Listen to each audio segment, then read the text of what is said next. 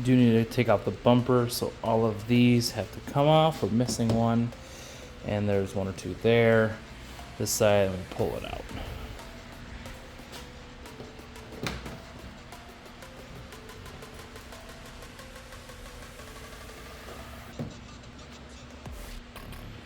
Half of these are broken.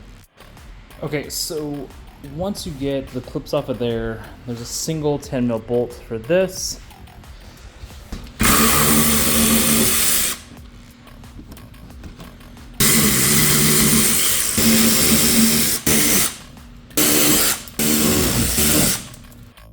After all the clips and bolts are removed, go ahead and slide it off and put it to the side.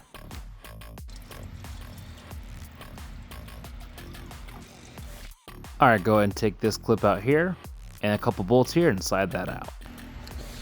So this piece here actually screws onto the oil filter side of the car, and you need a 1-inch socket for this. I don't have one of those.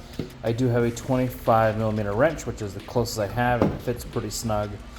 So we're gonna go ahead and put that down. It's only like 25 foot-pounds, so it doesn't need to be anything crazy.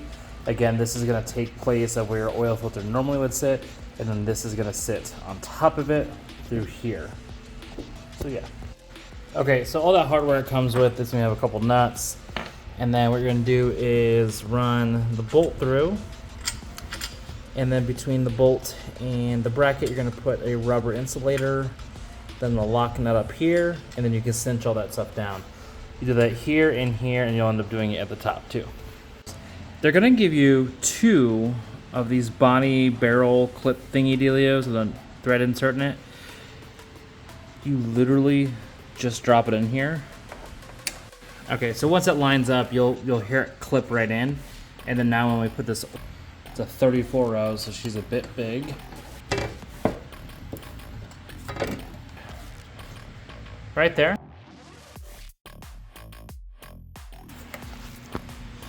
And then right here is the sandwich plate.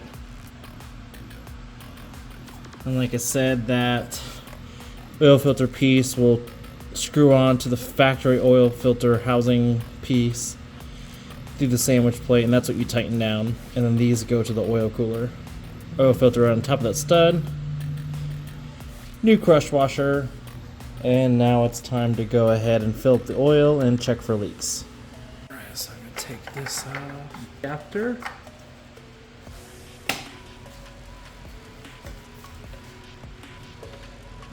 Airflow.